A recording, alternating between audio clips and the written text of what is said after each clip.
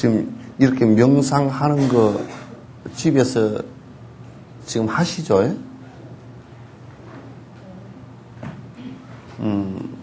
집에서 그냥 안 하세요? 계속 지금 하는 사람 손 들어보세요. 계속은 안 하고 그냥 하고 싶은 때 마음대로?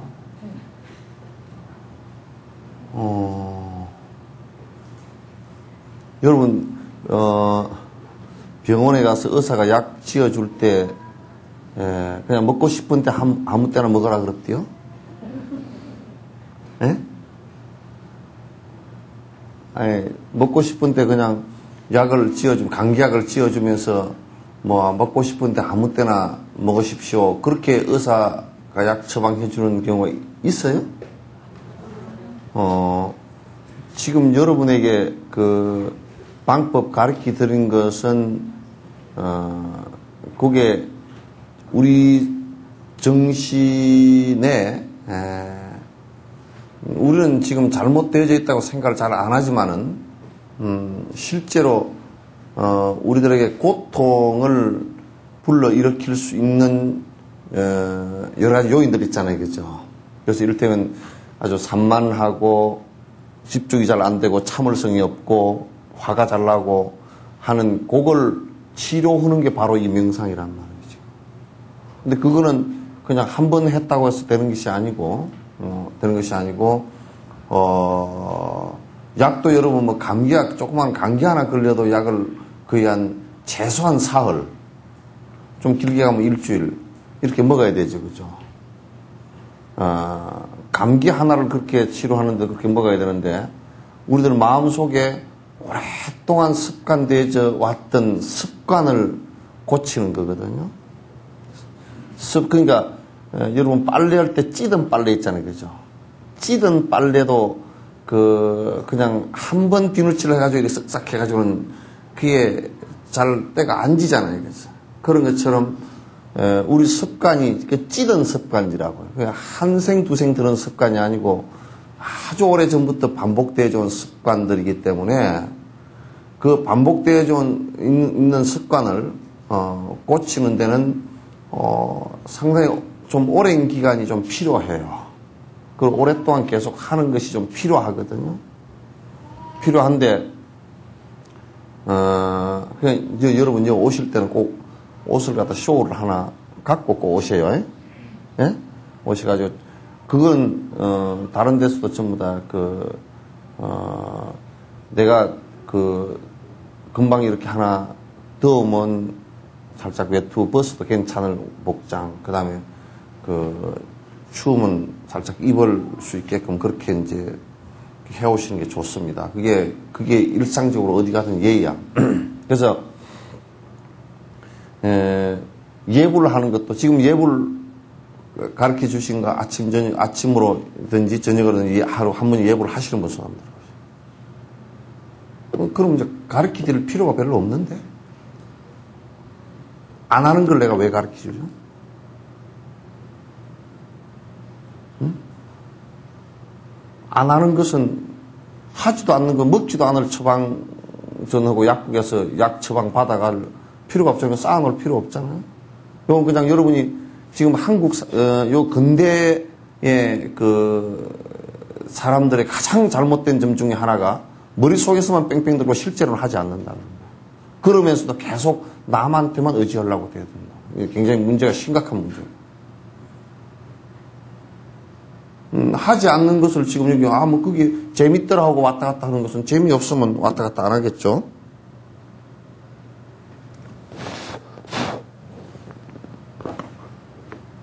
하지 않으면 그건, 내 마음의 변화가 일어나질 않아요. 그건 약도 처방전 갖다가, 약 지어다가 실경무에다 얹어놓고서, 병이 낫느냐고 절대 그건 낫지 않죠. 그냥 불교라는 게 뭔가, 뭐 그런 게 있다더라. 그게 나하고 무슨 상관이야? 아무 상관이 없잖아요. 그래서, 예불을 가르쳐 준 것은 뭐냐면 예불을 하라고 가르쳐 준 겁니다. 그래서 불교에서는 신앙이 아니에요. 신행이에요. 믿고 행하는 것을 갖다 얘기하는 것이지, 신앙, 가서 우르르 보는 것만, 그냥 우르르 보고 당신 그냥 알아서 당신 뜻대로 하소서 이런 얘기가 아니에요, 이거는. 자기가 하지 않고서는 예불을 하지 않고서는 절대 거기에 예불이란 방법을 통해서 계속 하다 보면 그 마음 속에서 스승들에 대한 고마움이 일어나야, 그 스승들에 대한 고마운 생각이 일어나야, 그래야 내가 스승을 존중하는 마음이 일어나고, 그래야 내가 스승으로부터 가르침을 받으려는 생각이 일어나고, 그렇게 변화가 일어나는 거야. 명상을 한다? 그렇죠. 명상을 지금 하면 그거는 여러분 하루에 한 10분, 20분만 하루에 계속해서 3년만 해보시고 안 한다고 소리를 하라고요. 한 3년 정도만 해보고. 그럼 여러분이 어떻게 바뀌어져 있는지 전혀 여러분이 상상을 초월할 정도로 바뀝니다. 그렇게 하라고 가르치는 것이지, 불교라는 게 기초교라니까 그런 게 있다더라 생각으로 뺑뺑 굴리라고, 그 생각으로 굴리다 잊어버리면 옛날에 그런 게 있었다던데, 아무 의미 없어요. 아무 의미 없어요. 그래서 실제로 하는 게 굉장히 중요해요. 실제로 하는 게. 약을 지어갔으면 실제로 의사가 이 얘기를, 그럼 이 간격을 갖다가 8시간 간격으로 하십시오. 보통 약이 12시간 또는 24시간, 8시간용으로 만들어 놨거든. 8시간용으로 하루 3번을 먹어야 됩니다. 근데 약국 같은 데서도 잘 못 얘기를 하더라고요. 8시간 용이니까, 사실은 약을 갖다 특히나 그 약이 먹는데 8시간 용이면 딱딱 8시간에 먹어줘야 돼요. 8시간만. 그럼 밥 먹고 먹으시오. 그러면 밥을 갖다 어떤 사람은, 아침밥을 안 먹는 사람이 있고, 또 어떤 사람은 아침밥 먹고, 아침을 갖다 8시에 먹고, 점심을 12시에 먹고, 4시간밖에 안 되는데 약을 또 먹어버려요. 그러면 그때 4시간 겹치는 시간은 약이 이게 그 용량이 몸속에서 따블이 되어버립니다. 그래도 죽지는 않겠지만은도, 그러나 굉장히 데미지가 입어지는 거죠, 그게. 보통 8시간용, 12시간, 12시간용은 이제 아침, 저녁으로 먹으시오. 그러면 대충 본인이 계산할 때 12시간 정도 시간을 인터벌을 지켜줘야 돼요. 그 안에 그는 약을 갖다 만드는 사람들이 그건 수만 번, 수천 번 그 임상실험을 해보고, 수없이 해보고, 그 임상실험의 약효가 몸 안에서 얼마 정도 지속이 된다라는 것이 증명되어진 걸 갖고 오기 때문에 거의 틀림이 없습니다. 예외가 별로 없어요, 그거는. 그 예외라는 것은 약에 가끔 가다 무슨 0.1%, 0.01% 예외가 있지만은 그런 경우는 특수한 경우이고 보편적인 것은 그런 그 예외가 없어요. 따라서 지금 제가 여기에서 여러분 앞에서 말씀드리는 것은 마치 의사가 처방을 해서 처방전을 한 것과 똑같은 내용이에요. 그래서 이거는 해도 되고 말아도 되고 그런 내용이 아니고요. 그건 하라고 하는 내용이에요. 하면 손해를 보는 내용이 아니고 전부 다 여러분의 마음과 여러분의 행동을 복스럽고 지혜스럽게 만들어주는 내용들이에요. 이게 본인이 하지 않으면 그건 아무 의미가 하나도 없는 겁니다. 또 사실 시간 내서 배울 필요도 별로 없고요. 왜냐하면 이건 상식 수준으로 우리가 그냥 그런 게 있다더라. 누가 얘기하면 참 못된 사람들이 있어요. 또 뭐냐면 막 뭘 많이 주워 들어가 실제로 하나도 안 하면서 말만 나불나불 얘기하면 아이고 그런 게 있다더라 저거 그거 아무 쓸데 없어요. 그건 자다가 책상다리 고약 붙이는 거예요. 자다가 책상다리 고약 붙여봐야 자다가 잠길에 말이야 아이고 고약을 붙여야 돼. 아픈데 아이고 고약을 내가 안 붙였구나 그러고 자다가 보면 그 왜 책상 밑에 기어 들어가서 할 때도 있잖아요. 옛날에. 그러면 이제 자다가 그냥 고약을 붙인다고 지 상처에 붙인다고 붙인 게 책상다리다 붙여놓고 아침에 일어나서 이게 그 상처가 나았나 그러고 그건 난리가 없죠. 그래서 명상하고 예불을 가르쳐 드는 것은 꼭, 본 두 가지는 필연적으로 지금 가르쳐 드는 것은 하라고 하는 거니까 매일 하셔야 됩니다. 대답이 영신통체. 머리만 굴러가가지고 자꾸 머리만 이렇게 아이고 뭐 그런 게 있다더라고 기억하고 이것만 가지고서는 도저히 자기 변화가 일어나질 않아요. 일어나질 않습니다. 그러니까 내 변화를 일으키기 위해서 내가 행복한 쪽으로 자꾸 변화하기 위해서 우리가 하는 것이니까 여러분께서 이건 꼭 하셔야 돼요. 안 하시면 어떤 상황이 벌어지느냐?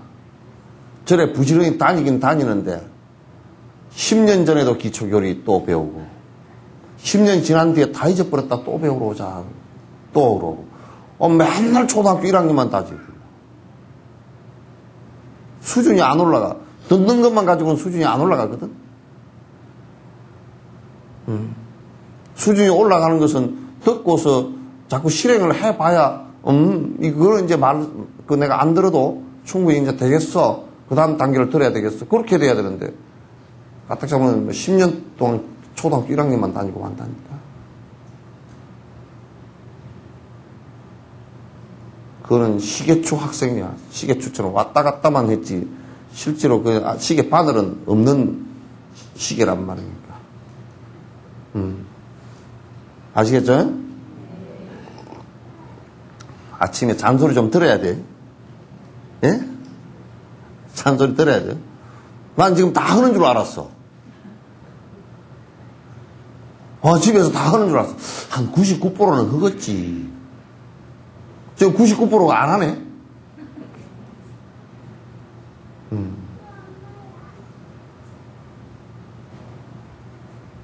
너무 추운가? 예? 한 24도만.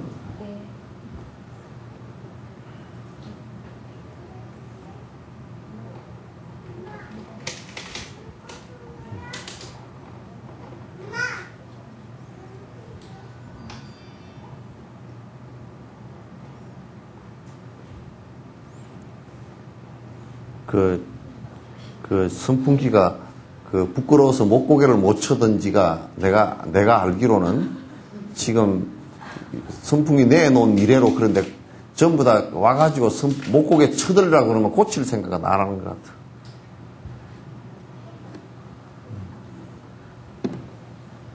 선풍기나 지금 여러분이나 똑같은 상황이야.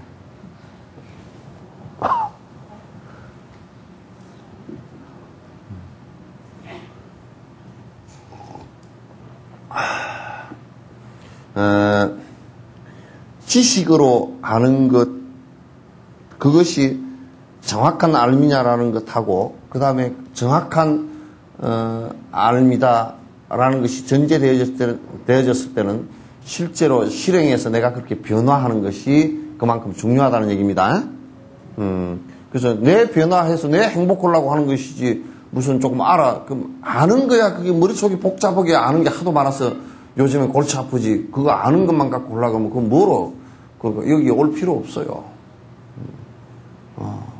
그래서 명상법을 가르쳐서 그래 내가 CD랑 다 줬잖아요. 그죠? 줬으면 틀어놓고 한번 쭉 앉아서 한 20분, 30분씩 매일 그렇게 해보면 그렇게 아침에 그렇게만 딱 하고 하루를 지나도 하루 종일 차분한 생각으로 지날 수 있어요. 그렇게 지날 수 있으니까 꼭 좀 하십시오. 네. 다음에 다음 주에 와서 내가 또 물을 겁니다. 이제 하는 사람 손 들어 보세요. 그러면 또 그때는 아이고 나는 발 들 줄 알았는데 손을 안 들고 앉아서 안 돼요.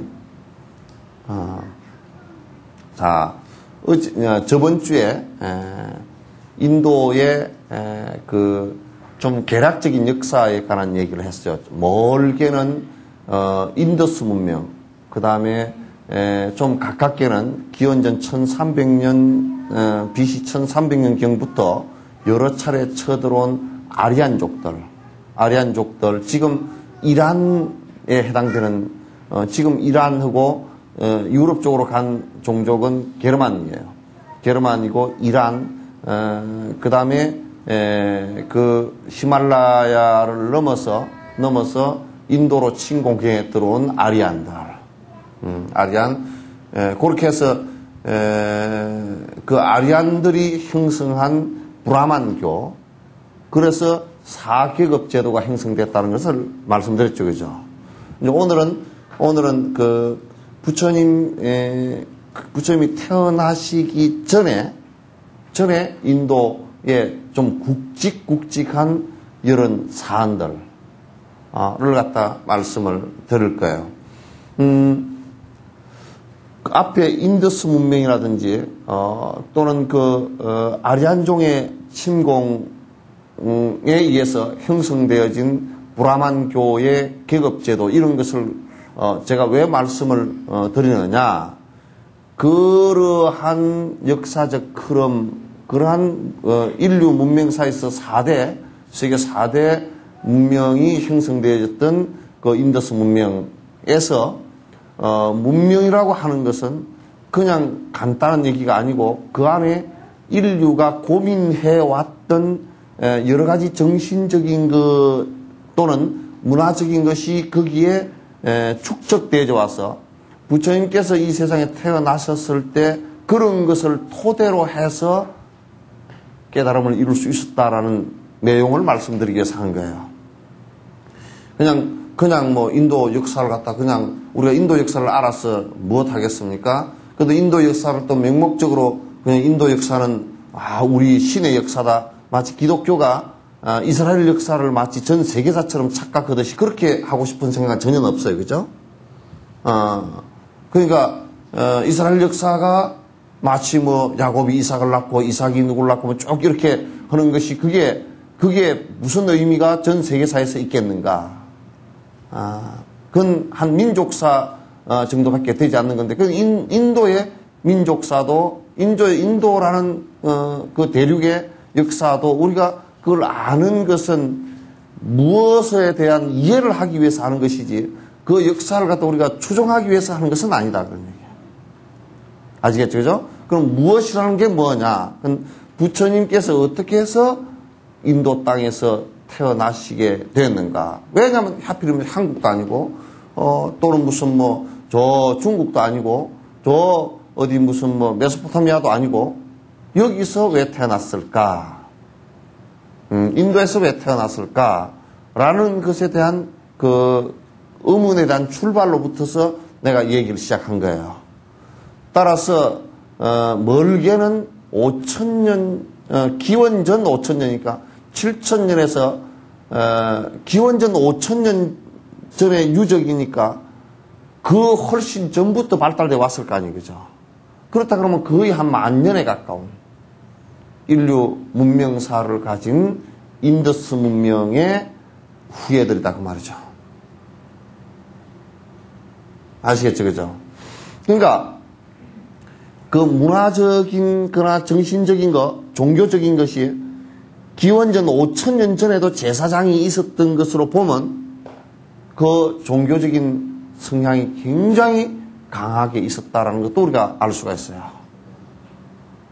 그래서 이제 그런 얘기를 이제 말씀을 쭉 드리면서 제가 부처님께서 기원전 기원전 6세기경에 태어나신 분이니까 그 이전에 기원전 6세기, 7세기, 8세기 요 사이에 일어났던 여러 가지 상황들을 갖다 몇 가지 관점에서, 그건 다 말씀을 드릴 수는 없어요. 역사학자들이 많이 그 정리를 해놨지만은도 다 말씀드릴 수는 없고 한 두세 가지 관점에서 말씀을 드리면 부처님께서 이러한 배경으로 태어나셨구나. 이걸 우리가 이해를 할 수 있을 거예요. 아시겠죠, 그죠? 근데 부처님께서 태어나시기 이전에는 인도에는 한 번도 통일 왕국을 만들어 본 적이 없어요. 인도가 통일돼 본 적이 없었어요.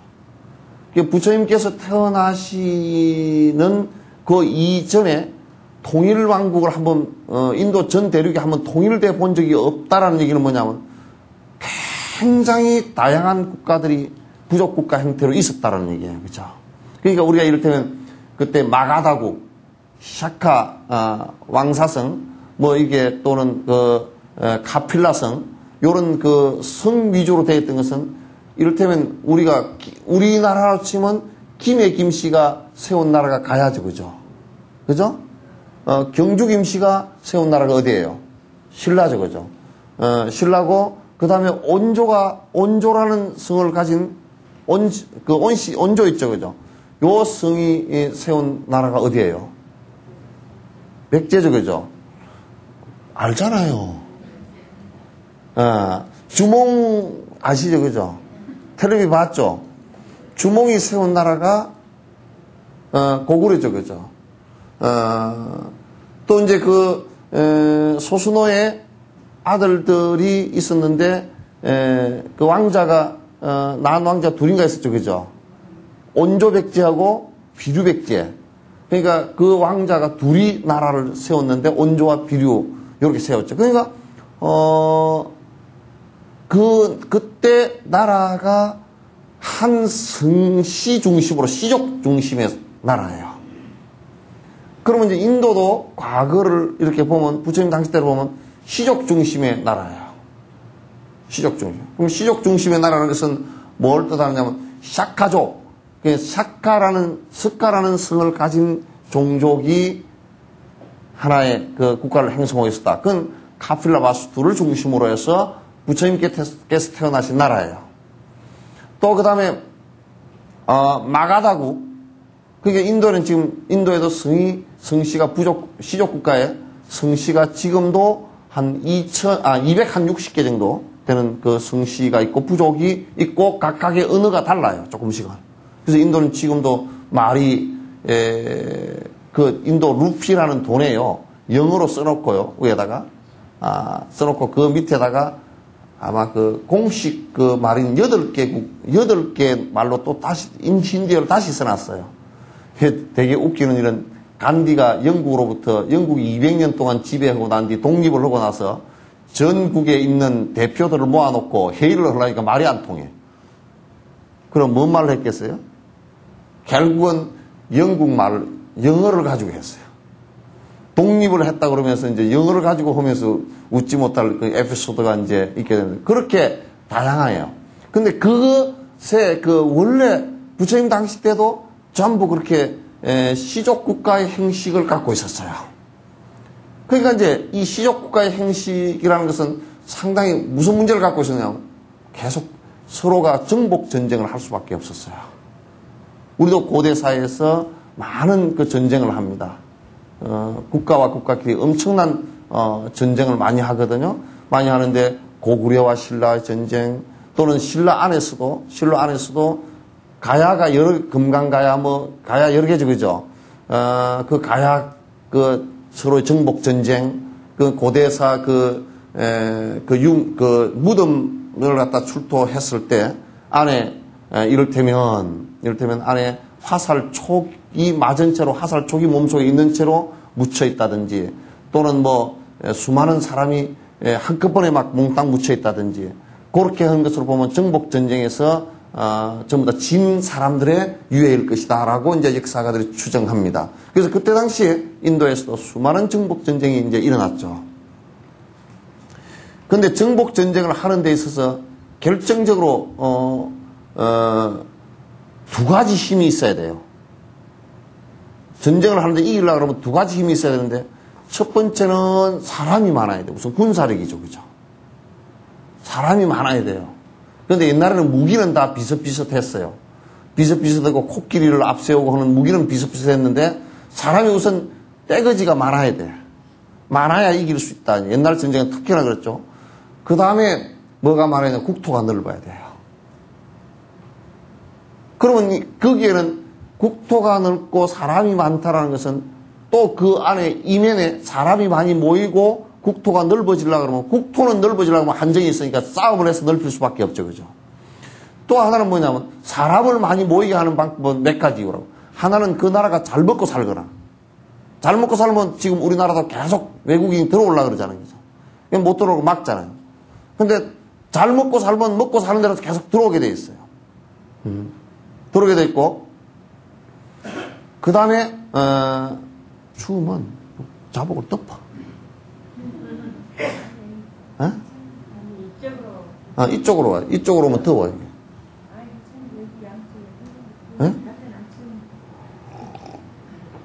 그래서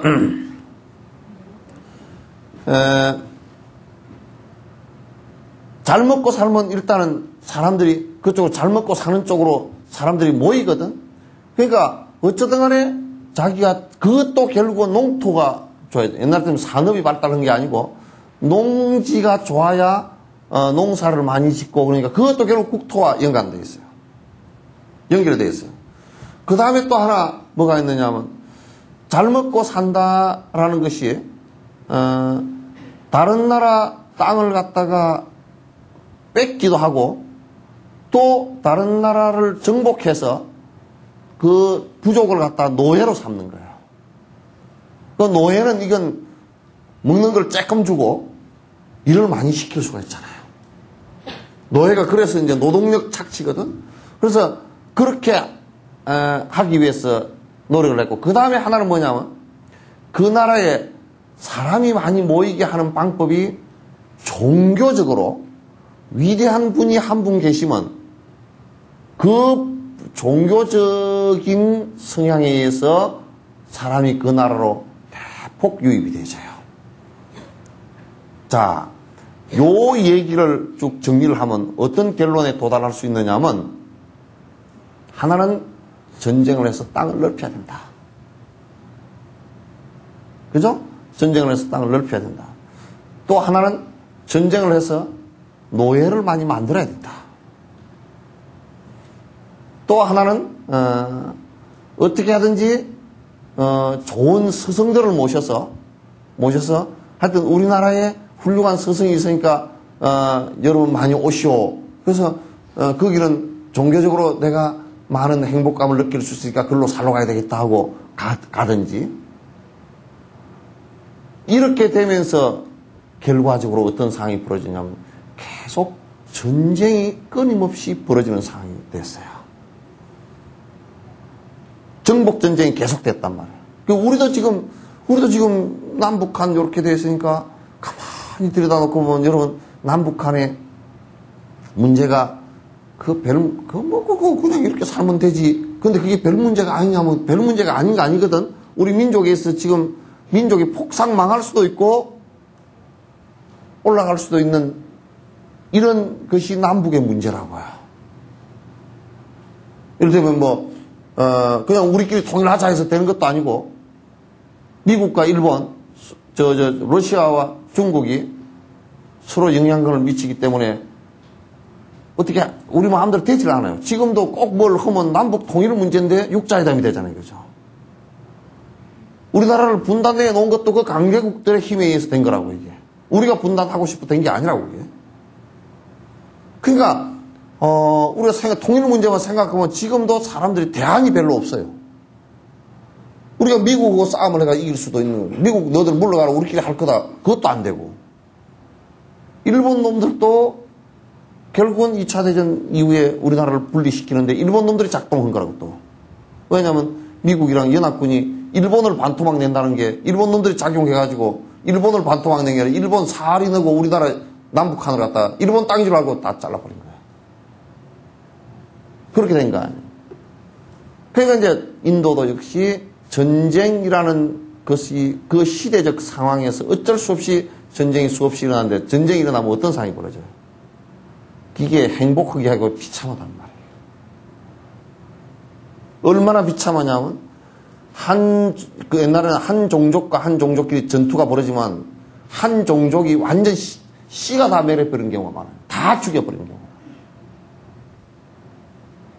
그러니까 이게 전쟁이 붙는데 아주 그냥 상상을 초월하는 전쟁이 벌어진 거예요. 그래서 그 정복 전쟁이라는 것은 인도에서 계속 일어나면 파괴, 살상, 그러면 이제 불안해서 사람이 살 수가 없고, 그런데 또 우리나라처럼 피부가 이런 게 다 똑같으냐면 그렇지 않거든요. 다 종족마다 모양이 다 달라요. 그렇기 때문에 다른 종족에 섞여 살기도 어렵게 돼 있어 이게. 우리는 그냥 지금 말 안 하고 있으면 경상도 사람이 이어와 살아도 그 모르잖아요, 그죠? 말을 하면 니 경상도구나 그래도 그죠?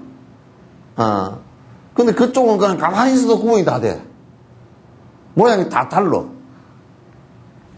그러니까 뭐 어디 가서 숨어서 살 데도 없고 그냥 그 나라가 져버리면 완전히 노예가 싹 다 뺏기고 싹 노예 돼버려. 그러니까 얼마나 괴로운 일이 벌어지겠습니까? 그죠? 그러니까 한 200년, 300년 동안 이런 상황들이 계속 벌어지니까 너무너무 이제 괴로운 거야. 백성들은 우리는 어떻게 해서 제발 전쟁 좀 안 일어났으면 좋겠다. 제발 전쟁 안 일어났으면 좋겠다. 이게 우리나라 사람들도 지금 6.25를 겪은 사람들은 그 이빨을 뿌듯뿌듯 갈면서 이북의 김일성이 저놈 뭐 어쩌고 그러잖아요. 지금도 우리는 막 힘을 길러가 저놈들 갖다 때려잡아야 된다. 그래 이제 얘기를 하잖아요. 그죠? 근데 사실은 그 안에는요. 전쟁의 비참함을 봤기 때문에 전쟁은 다시 안 일어나야 된다고 생각하면서 전쟁을 일으킨 이북을 지금도 두드러 패서 그냥 없애버려야 하여튼 전쟁이 안 일어날 거다 생각하기 때문에 그렇게 하는 거예요. 그 사람들 생각을 나는 이해를 한다고요. 6.25 이후에 태어난 사람들은 이제야 어찌 우리 그날을 그리 사도 다 잊어버리고 없어요. 하도 그래서 하도 그때 전쟁이 그렇게 비참했던가. 말 들으면 아이고 어째 그럴 수가 있을까. 그렇지만 그 현실에 250만이 죽었다 그러면요. 그때 당시 한 가구당 평균 한 명이 다 죽은 거예요. 우리 형제 자매 그러니까 한 집안이 다 죽은 사람도 있고 그죠? 1000만 이상 가족 아니에요. 한번 생각해 보세요. 상상을 초월했는데 근데 그때 인도에서도 너무너무 백성들만 괴로운 거야. 죽는 거는 백성밖에 없어 그냥. 그러니까 이 세상에 제발 좀에 전라도 말로 제발 좀에 그냥 전쟁 안 일어나고 전쟁을 안 하고 누가 통일을 해줄 수 있는 이 질서를 정리해 줄 수 있는 분이 한 분 나왔으면 좋겠다. 그 소원이 한 200~300년 사이에 형성되어진 인도의 그때 당시에 생각 중에 하나였어요. 그런 왕이 하나 나왔으면 좋겠다. 그걸 갖다 이름을 전윤성왕 그래요.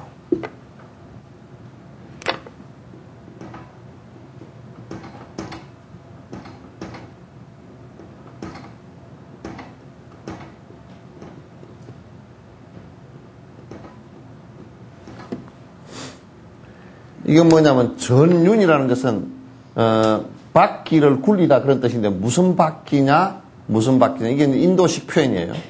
무슨 바퀴냐면 전쟁을 하지 않고 설득이나 법을 통해서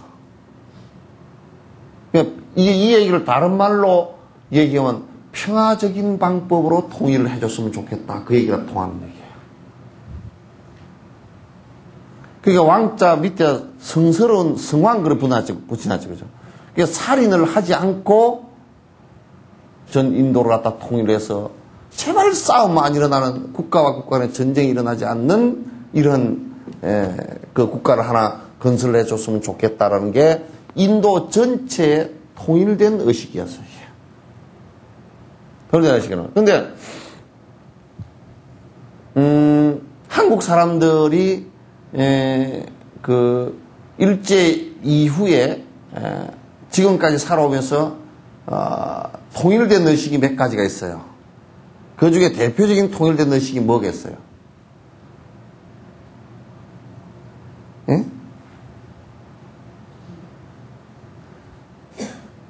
대표적인 우리 한국 사람들이 한 50년간 6.25 해방 이후에 대표적인 통일된 의식. 갈등이 하나도 없이 이거는 그 얘기만 하면 다 고개를 끄덕끄덕 하는 게 하나 있었어요. 뭐겠어요? 잘 살아보세요. 잘 살아보세요. 그 안에 이제 내용이 담고 있는 잘 살아보세요가 뭐냐? 자세히 따져놓고 보면, 쌀밥에 고깃국에 배 굶주리지 않고, 고래대 같은 기아집에, 그래서 그런 그 생각들이 있었기 때문에 죽자 살자 돈 벌었어요. 그죠? 죽자 살자 돈 벌었고, 이북은 체제가 달라서 돈 벌려고 죽자 살자 했는데 망했고, 남쪽은 죽자 살자 해가지고 돈은 벌었는데 정신이 좀 망가지긴 했지만은 하여튼 그렇게 됐어요. 국민적인 합의입니다, 그게. 국민적인 합의야. 그게 우리는 지금도 그런다고요. 뭐 옳고 그런 것은 다 놔두고 하여튼 잘 살아보세요. 그 이명박 씨가 땅 투기했다고 막 터져 나오니까 뭐라고 얘기가 나오느냐면 일부 얘기가 네티즌들 사이에 내가 가만히 분석을 해보니까 이런 얘기가 나와. 그런 부도덕 크다. 그러면서도 나는 그때 땅 투기를 안 하고 뭐 했지?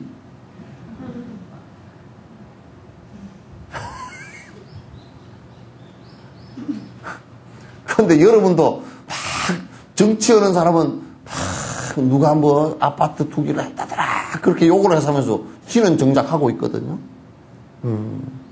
그게 좀 우습잖아요, 그죠? 우스운데 하여튼 그 우리나라의 지금 도덕적인 이중성이에요. 이중성인데 아주 딜레마예요, 그게. 딜레마인데 뭐냐면 정치 하는 사람은 지도자들은 땅 투기도 하지 마라. 근데 우리는 할 거마.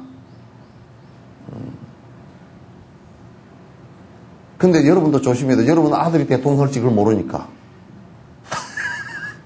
앞으로는 대통령뿐만 아니라 국회의원, 시장, 시의원을 하려고 그래도 이제 그렇게 땅 투기 해가지고는 못해, 이제. 이제는 아주 전산이 다 대져가지고요. 맹맹백백하게 다 드러나버리기 때문에 옛날처럼 숨겨놓고 막 아니라고 거짓말 치고 막 그러면 대충 넘어갈 것 같아도 지금은 못 넘어가거든. 그러니까 여러분 아들, 딸들도 적어도 시의원, 공직자나 높은 자리에 좀 앉히겠다 싶으면 절대 여러분부터 땅 투기를 하지 말아야 돼. 아시겠죠? 대답이 신통찮아. 할 생각. 자, 인도의 전륜성왕이라는 것이 부처님 전으로부터 지금까지, 부처님 당시 때까지 이게 계속되는 인도 전체의 통일된, 대부분이 통일된 의식이었어요. 바램이었어요. 내가 이 얘기를 왜 하느냐. 부처님께서 태어나시자마자 그 아시타라는 스님이 보시고, 이 아이는 전륜성왕이 되지 않으면 붓다가 될 것입니다. 그러니까 그 두 말이라는 것은 뭐냐면 그때 당시에 결정적인 국민들의 바람의 두 가지를 나타낸 거라고요. 무슨 그 양반이 관상을 잘 봐서 그런 게 아니고요. 뭐 그런 것도 봤겠지만은도, 요즘에는 애 태어나면 뭐라 그래요, 여러분? 덕담을 사람들이 뭐라 그랬대요, 여러분, 애 태어나니까. 애 낳고 나서 덕담도 못 들었어요? 아이고, 엄마 자격이 엉망이다. 애 딱 낳고 나니까, 옆에 사람들이 뭐라 그랬대요? 대통령 되라고? 골치 아픈 대통령. 또, 없어요? 에? 요즘에는 그게 별로 그렇게 큰 그게 없고, 옛날에는, 얼마 전까지는, 장군감이다. 그러면, 그 군사 독재 시절, 군사 시절이니까. 장군이 돼야 그건 잘 될 것 같거든? 장군감이고. 요즘에는, 이것저것 쓸데없다. 딱 한마디가 있어요. 여러분이 지금 몰라서 그렇지. 예? 딱 한마디가 있어. 예? 예? 예? 아니, 얘기 안 들려. 사람대로. 그거는 정말 몇 번 생각해보고 하는 사람이고, 대부분이 뭐라냐, 복 많이 태어났으면 좋겠다. 그 복이라는 말 뒤에는 그냥 돈 많이 벌었으면 좋겠다. 그게 요즘은 주된 화두예요. 그래서 여러분도 지금 학교 보내는데 무슨 이제 네가 미래세 여러 참 중생들, 창생들을 위해서 공부를 해라. 그 소리 안 하잖아요. 어디 가면 직업이 잘 된대. 어디 가야 앞으로 전망이 좋대. 그거 가지고 다 보내지 뭐. 그럼 그 소리는 무슨 얘기냐면 돈 벌어야 된다. 이걸 하다가 이걸 하면 이거 때려치고 이걸 돈이 더 된대. 돈 된다 그러면 말 안 해. 대부분이 그래. 그렇지 않은 사람이 가끔 가물에 7년 대한 가뭄에 콩나듯이 가끔 한 명씩은 있지. 그렇지 않은 사람이. 근데 대다수는 그렇다고 말해요. 근데 또 한 가지 사회적 문제가 있었어요. 인도가 갖고 있는 아픔이 이제 있었단 말이죠. 하나는 뭐냐면 종교가 이게 처음 기원전 1300년부터 아리안족이 쳐내려오면서 되어졌던 이 형성된 종교는 앞 시간도 말씀드렸듯이 뭐라 그랬어요? 카스트 제도라는 것을 만들었어요. 그러니까 그거는 자연스럽게 그렇게 만들어질 수밖에 없었다고. 왜냐하면 전쟁을 해서 정복자가 그러면 정복자가 정복을 하고 정복당한 피정복민을 보고 당신네들이 더 우수한 종족이 그렇게 할 수는 없잖아요. 그죠? 그 지배를 하려고 그러죠. 그 지배 논리가 나온 거죠. 지배 논리 가운데 가장 아주 잔인한 지배 논리가 있습니다. 잔인한 지배 논리는 정신적 지배거든. 정신적 지배인데 오늘 아침에 송성환 씨가 그 아침마당 걸 내가 잠깐 보니까 송성환 씨가 나와서 자기가 그 난타라는 것을 갖다가 그 완성시키기까지의 그 여러 가지 그 고민되었던 점들을 얘기하는 가운데 문화에 관한 얘기. 그러니까 다시 얘기해서 문화를 가지고 의식을 변화시키고 그걸 문화가 장사가 되는 얘기를 갖다 그 난타라는 공연의 문화를 가지고 장사를 하는 그 내용을 얘기하는 가운데 일본을 가니까 일본에서 어떤 외교관 한 사람이 외교관이 대사나 뭐 이런 나라 100년을 해도 할 수 없는 것이 배용준 씨가 그냥 했다는 거야. 용사막이죠? 왜냐하면 100년 동안 한국 사람을 조선진이라고 부르지 마라. 그 비하시키는 발언을 하지 말라. 라고 해도 듣지 않던 사람들이 그냥 배용준 씨 뭐 가을연가인가 겨울연가인가 그거 보는 바람에 그냥 배용준 씨가 우상으로 돼버렸다는 거죠. 그러니까 감히 그 문화를 통해서 이게 그 인식되어진 자기의 이상을 욕을 할 수는 없잖아요. 그죠? 그 배용준 씨를 보고 저 조선진이다 그렇게 할 수는 없잖아요. 그죠? 용사마. 사마라는 말은 굉장히 존중해요. 우리 같은 건 뭐 님 이런 뜻이에요.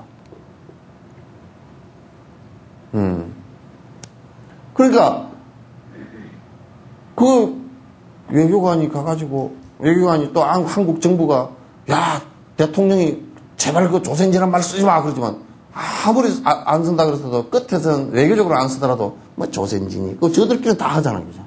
근데 저들끼리도 안 한다니까 이제 용사마를 존경하는 사람들은 그만 조선진은 말을 그 생각에서 조선진이 빠져버렸어 그냥. 그거는 문화적인 것이거든요. 근데 그 일본이 반대로 우리나라에 그 침략을 해가지고 지배를 했을 때는 문화보다도 더 심각한 정신적인 문제에 영향을 끼치는 종교를 가지고 이게 한국 정신을 갖다가 저들에게 종속되게끔 만드는 작업을 한다고요. 그 일제 때 한 작업들이에요. 지금 미국도 그런 작업을 지금 이라크에서도 하고 있죠. 한국에서도 했죠.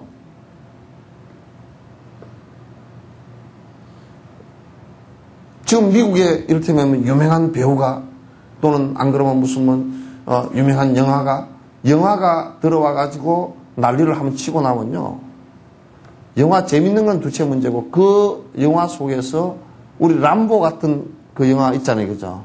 람보 영화를 보면서 또는 그 스타워즈 또 무슨 미국의 유명한 배우들이 한 미국 영화, 헐리우드 영화를 보면서 미국을 전부 나도 모르는 사이에 존중하게 돼 있어요. 그게 우리들은 이제 돈의 문제가 아니고 정신적인 문제까지 전부 다 예속되는 상황이 벌어지거든요. 따라서 인도 고대에서도 지배하는 아리안족들이 비지배 민족에 대해서 그와 같은 작업을 한 것이 그게 브라만 교의 탄생이에요. 이제 사회과학적으로 본다 그러면 그러니까 자기네들은 브라만 신이 창조신이 있는데 그 창조신의 가호는 자기만 받은 거예요. 그래서 브라만 신의 머리로부터 자기네들은 태어난 사람들이라는 거예요. 머리로부터 태어난 사람들이고. 그다음 왕족들은 옆구리로부터 겨드랑이로부터 태어난 사람들이고 평민들은 허리로부터 태어난 사람들이고 노예들은 발로부터 태어난 사람들이고 불가쪽 천민은 그거는 브라만 신하고는 아무 상관도 없이 그러니까 그런 동물들처럼 해서 죽여도 되는 종족이 되어버렸다고요. 이제 이와 같은 상황이 벌어지니까 어떤 문제가 발생을 했느냐면,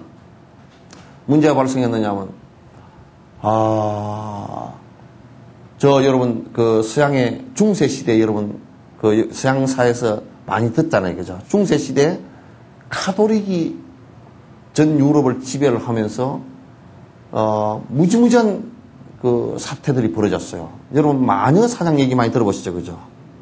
마녀 사냥은 그거는 캐톨릭이 다른 종교를 믿거나 다른 종족일 경우, 개종하지 않는 다른 종족일 경우 전부 그는 악마라고 생각했어요. 그래서 잡아서 죽이는데 어떻게 죽이느냐면 화형을 합니다. 화형을 어떻게 하냐면 십자가에 매달아 놓고 그냥 죽이는 것이 목다름에 죽이거나 그런 게 아니고 밑에다가 발 밑에다 불을 떼요. 그래서 발밑부터 타서 죽게 되거든요. 여러분 갈릴레오 사건도 잘 아실 거예요. 그래서 중세 때 그 이전에 십자군 전쟁 같은 경우도 심지어는 13살 된 아이들까지 동원해서 종교 전쟁을 했다고요. 그런 사태들이 벌어진 거예요. 인도에서도 그와 비슷한 사태들이 벌어진 거예요. 이를테면요. 얼마나 많은 착취를 해야 돼. 종교가 절대 권력이니까. 왜냐하면 지배 권력이니까. 종교를 통해서 너희들은 비지배자가 돼야 돼요. 그러니까 지금도 인도 사람들은 어떤 상황이 벌어져 있느냐면요. 그 노예들 있잖아요. 그죠? 평민들마저도 브라만 계급 보고 같이 밥을 못 먹습니다. 그 앞에 가면 그냥 바짝 얼어가지고요. 같은 자리에 앉지도 못해요. 우리는 상상도 못하는 일이 그건 벌어지고 있거든요. 그리고 만약에 평민하고 그 브라만 계층하고 결혼 절대 불가능합니다. 결혼 불가능. 만약 결혼을 한다 그러면 그 가문에서는 브라만 계층의 그 가문에서는요. 그 자기 딸이 만약에 평민하고 결혼했다 그러면 그 호직에서 파버립니다. 다시 보지 않습니다. 안 그러면 사람을 시켜서 죽이거나 그런 경우도 있습니다. 그렇게 그러니까 그게 형성된 게 그렇게 정신적으로 깊숙이 작동을 시켜버렸기 때문에 정신적인 노예 근성이 아주 딱 고착이 돼버린 거예요. 이런 상황들이 벌어지면서 이제 많은 신들에게 그 바치는 공약물이 굉장히 많아졌고 심지어는 나중에 사람들까지도 노예나 평민들의 사람까지도 죽여서 신전에 바치는 이런 상황들이 계속 벌어졌어요.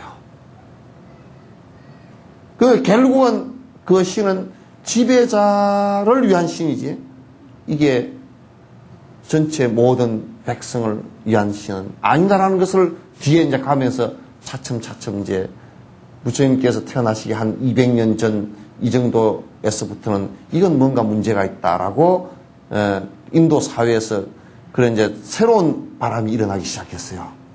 그걸 갖다 이제 전통 종교는 브라만 종교고, 그걸 거기에 반대해서 일어났던 사람이 뭐냐면 사람들이 새로운 수행자들이 나오기 시작했어요.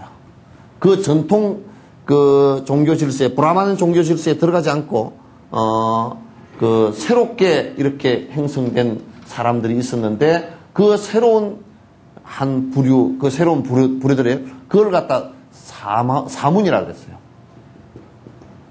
사문. 그러니까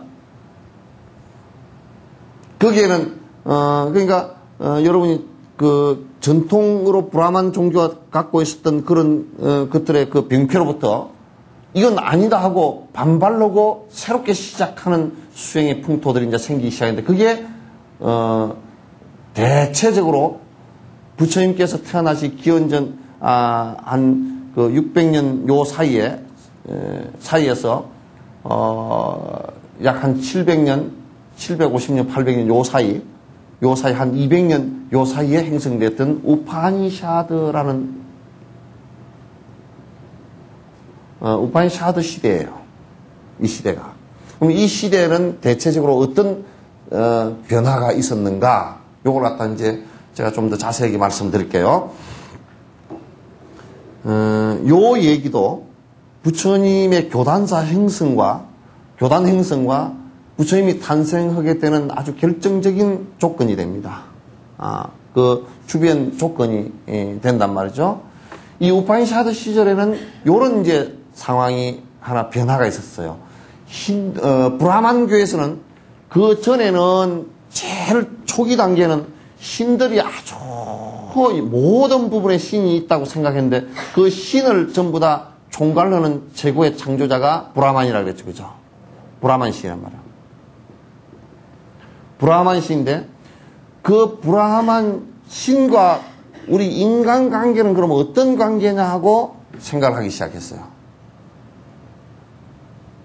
어떤 관계냐? 그걸 생각하기 시작했는데, 브라만에서 하나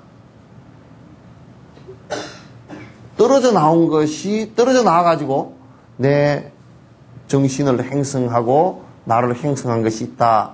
그래서 그걸 아트만 그랬어요. 아트만. 요걸 이제 아라고 번역했다 그랬죠. 응? 이거 이제 우리 불교에서 무아 얘기할 때, 요 얘기, 아트만이 없다라는 뜻이에요. 그러니까 뭔가 하나 떨어져 나와가지고 내가 됐다. 그러니까 이 육신은 이 아트만이 하나 있고 육신이 형성되어 있는데, 이 육신이 사라지고 나면 이 아트만은 다시 이렇게 올라갈 것이다. 그 아트만이 올라가는 시, 브라만은 범천의 머리로 올라가고, 또 왕족은 몸체로 올라가고, 옆구리로 올라가고, 또 평민은 허리로 올라가고, 노예는 가더라도 브라만의 종이 돼서 제일 발밑바닥에 있게 될 것이다. 이제 요런 철학이 형성된 거예요. 그러면 요렇게 형성되었을 때 어떤 생각을 또 하게 됐느냐면, 그러면 어떻게 하면 여기에 브라만 신의 천상에 태어날 수 있느냐? 요게 이제 세 가지가 있어요. 크게 나누면.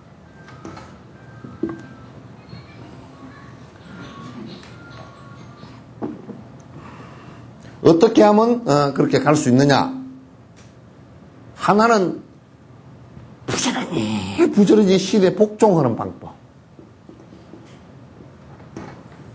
부지런히 복종해가지고 계속 신을 찬탄하고 신에게 많이 갖다 바치고 신을 위해서 노래하고, 그게 요즘 같으면 찬송이죠, 그죠?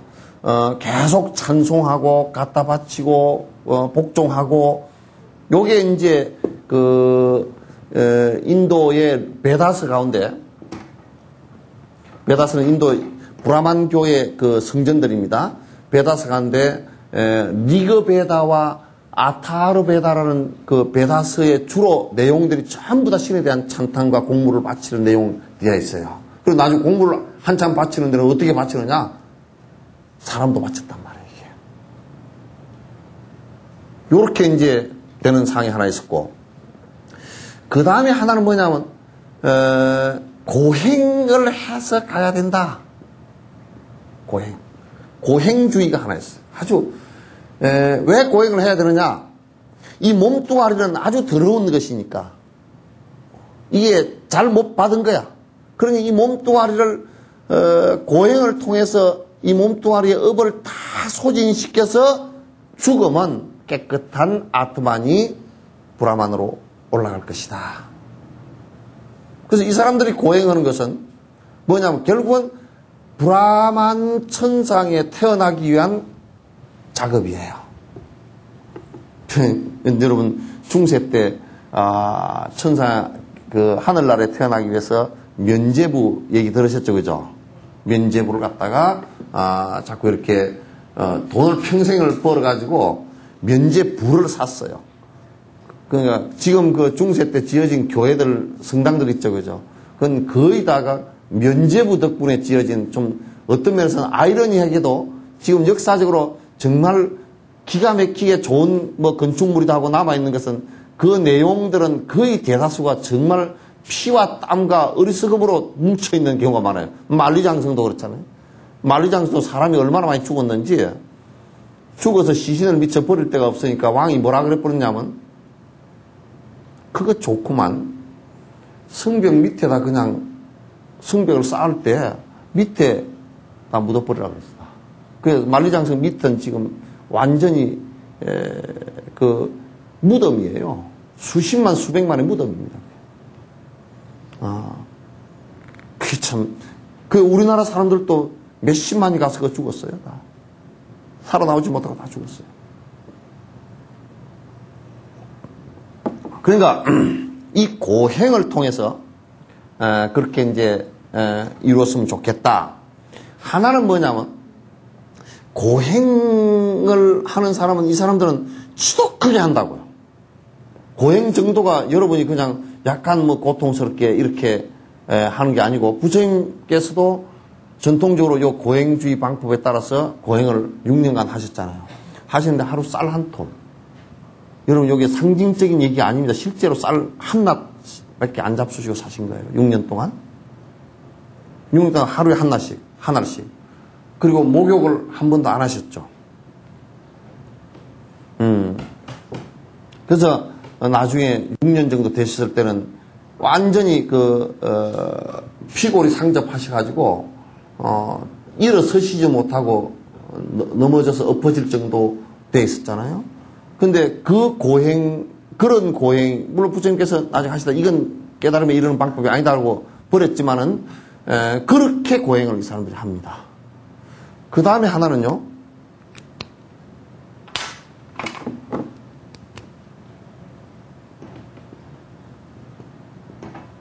수정주의예요. 수정주의는 뭐냐면, 그 아트만 그걸 발견해서 천상에 태어나려 그러면 그 아트만을 발견해야 된다.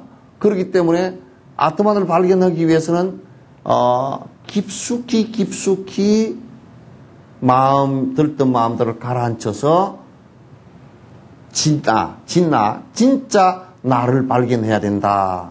요거는 가짜 나다. 이게 지금 우리 불교에서도 횡행하는 얘기죠. 진짜 나를 발견해야 된다. 그 진짜 나가 바로 아트만이에요. 그렇게 이제 해서 이 사람들은 여러분 지금 우리 한국에 요가 뭐 이런 얘기 많이 듣죠, 그죠? 그 요가라는 것이 주로 수정주의들이 행했던 수행 방법이에요. 근데 이제 요렇게 되면서 어떤 생각을 가졌느냐 하면, 그러기 때문에 고행을 통해서나 수정을 통해서, 수정이라는 것은 선정을 닦는다는 뜻이에요. 이걸 통해서 내가 아트만을 맑게 해서 저 브라만천에 범천에 태어난다 이렇게 생각한 거예요. 근데 이제 여기까지는 좋아요. 좋은데 아까 내가 이런 기존 질서에 반대해서 새로운 길을 모색하는 사람들을 사문이라고 그랬죠. 그죠? 이 사문들이 이제 많이 나타나기 시작했어요. 나타나기 시작하면서 어떤 상황들이 많이 벌어지냐면, 어떤 사람은 이 세상에는 도덕이라는 것은 없다. 도덕 부정이야. 도덕이라는 게 이 세상에 없다. 왜 없느냐? 이게 이제 도덕 부정론, 이게 어떤 면에서는 지금 유물론하고 비슷한 얘기인데요. 유물론하고 비슷한 얘기인데, 이 세상은 힌두교, 브라만교를 보니까 첫 번째, 기득권 저그들만을 위해서 해놓은 것이고, 업이라고, 인과라고 얘기하는 것도 저그들은 좋은 인과를 받고, 우리는 아예 태어날 때부터 종자가 안 좋은 종자가 돼가지고 아주, 안 좋은 결과를 받고,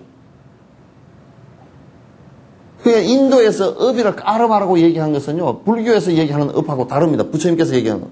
이건 뭐냐면 숙명론이에요. 처음부터 태어날 때 브라만은 따로 태어나고 양반 상놈이 처음부터 따로 있다 이런 얘기예요. 그렇게 이제 돼버린 거예요. 그러니까 그러므로 이 세상은 도덕이라는 것은 너희들만을 위해서 만들어 놓은 도덕이지 이 세상에 도덕이라는 건 없다. 그래서 도덕 부정론을 주장하는 사람들도 이제 많이 생겨났어요. 그게 굉장히 힘을 얻었어요. 그게.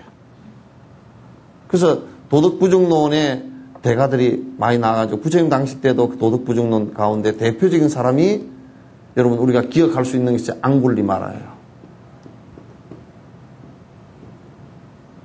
앙굴리마라인데 이 앙굴리마라 스승이 도덕 부정론의 대가예요.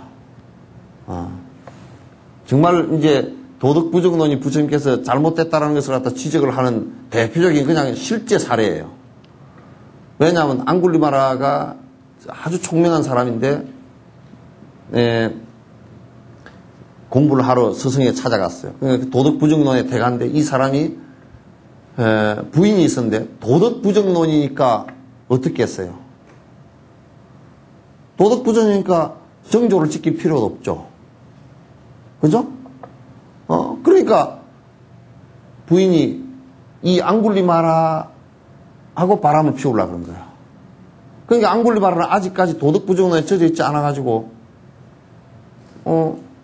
거부를 했어요.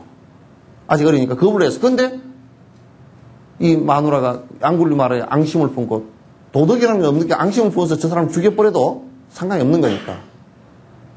이게요, 요 근대사에 이를테면 공산당들이 행했던 수없는 사람을 죽임, 이를테면 캄보디아 킬링필드 사태 같은 거, 중국의 혁명 때 수없는 사람을 죽인 이런 경우와 거의 같습니다. 안에 철학적 내용은. 그러니까 그 부인이 자기가 자기 옷을 찢고서 자기 남편한테 이런 겁니다.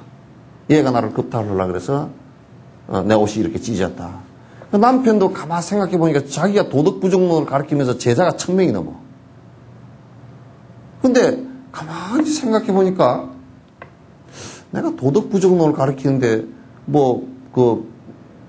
급탈하려고 그랬다고 해서 그게 잘못됐다고 징별을 할 수가 없잖아요.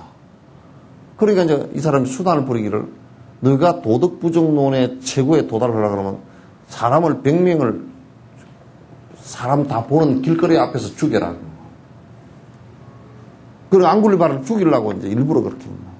그러니까 앙굴리마라가 또 순박하게 믿고서 가가지고 칼을 들고 가가지고 내거리에서 사람을 죽이기 시작하는데 그냥 사람을 삽시간에 98명을 죽였어. 그래가지고 손가락을 전부 다 잘라가지고 단피처럼 새끼에다 전부 다 끼워가지고 몸에다 칭칭 감고서 나는 도덕 부정론의 대가다. 이 세상은 내가 칼로서 너희들을 죽였다 손 치더라도 칼이라는 물질이 사람이라는 물질을 갖다 목을 지나갔을 뿐이지 어찌게 죽이거냐. 이렇게 이제 궤변이 나온 거야. 이게 지금 인도에서 실제 있었던 얘기들. 지금도 인도에는 이런 것들이 많습니다. 그러니까 인도에 여행할 때 혼자 여행하면 아주 위험합니다. 사람 죽여버리고도 절저 죄책감을 하나도 안 느끼는 사람이 꽉 찼습니다. 우리나라도 이제 그렇게 요즘 젊은 사람들이 점점 그렇게 돼 가지만은, 어린 사람들이. 우리 지금 젊은 사람들 지금 무슨 사람 죽이고 또는 무슨 보험 때문에 남편 죽이고 무슨 그게 도덕 부정론자들이지 그게 뭐예요. 그냥 어떻게 보면 단순해 보면 범죄인 것 같지만은 자세히 안에 생각을 놓고 보면 그 도덕 부정론이에요. 그렇게 하고서 자기 어머니가 그 말리러 간 거야. 앙굴리마라 어머니가 말리러 갔는데 앙굴리마라 어머니도 그냥 목을 쳐버렸어. 죽었어. 부처님이 지나가는데 부처님 죽이러 따라가다가 부처님께 교화를 당하죠.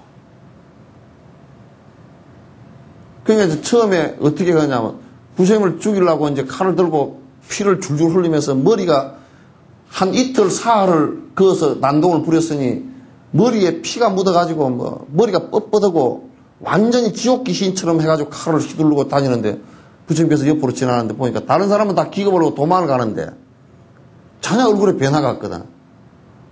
이것 봐라. 이게 왜 이렇게 변화가 없지? 당신 왜 내가 이렇게 칼 들고 있는데 안 무섭소? 이제 당신 죽이면 100명이니까 나는 다 채우는 거예요. 그러니까 저 부처님께서 하시는 나는 말이야 죽고 사는 것은 이미 다 초월한 사람이야. 그런데 네가 칼 들고 있다고 내가 무서울 것 같으냐? 응? 그런 법이 있어. 그러니까 다들 무서워하는데 그런 법이 있어. 그러니까 있지. 그렇게 해서 그 사람이 그러면 무서워하지 않는 법을, 두려움을 떨친 법을 좀 가르쳐 주시오. 그냥 구도열이 강했기 때문에 그렇게 됐겠죠. 그래서 이제 부처님께서 칼을 내려놓게 하고 나무 밑에 가서 이제 그 악마같이 돼 있는 앙굴리마를 앞에 앉혀놓고서 얘기를 한다고.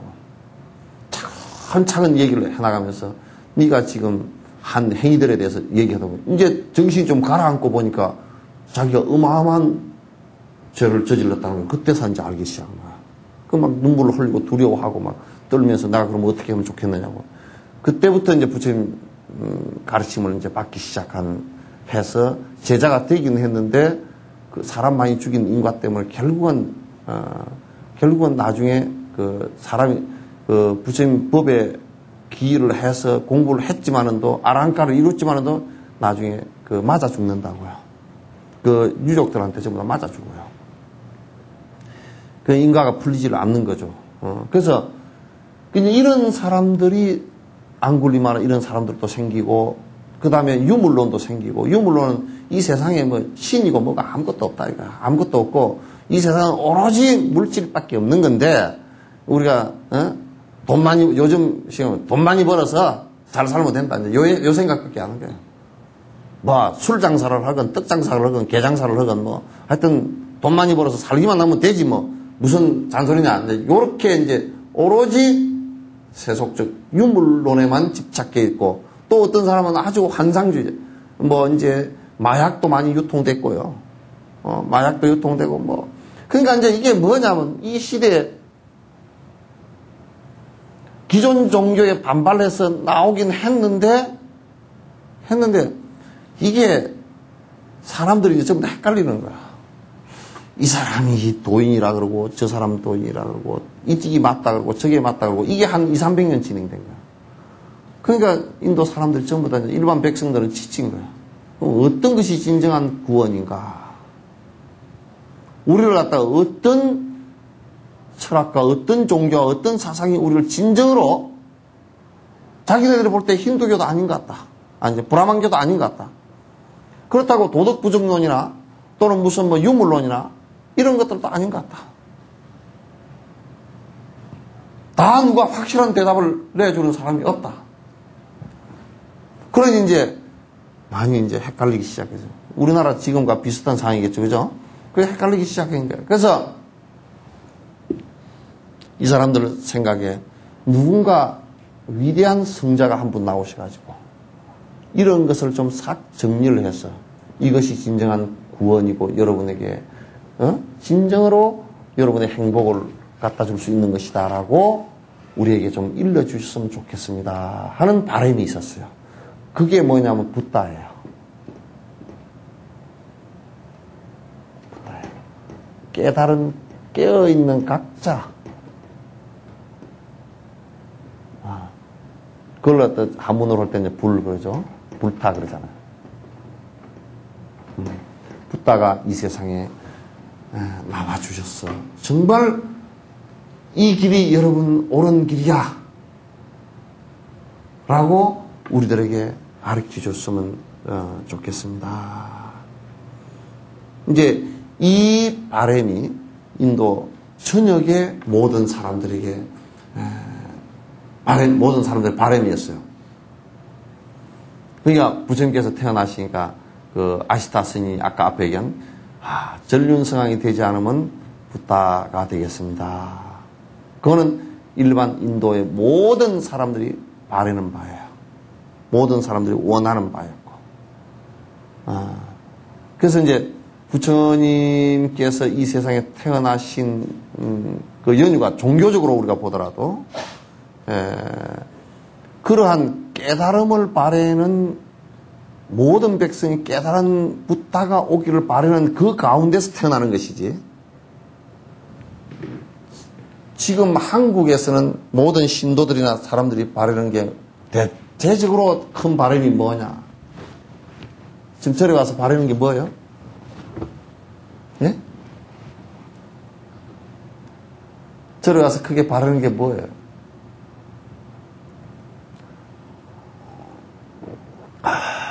대부분이 기도하고 바라는 것은 우리 지역에 우리 한국에 큰 스승께서 오셔서 우리를 깨달음으로 이끌어 주소서 그 바람이 많죠. 예?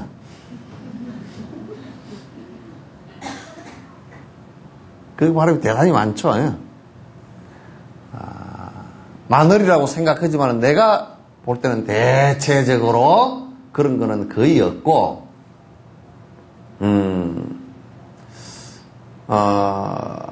요즘은 그래도 많이 죽었는데 옛날에는 뭐냐면 승진, 입학, 그 다음에 수명장수,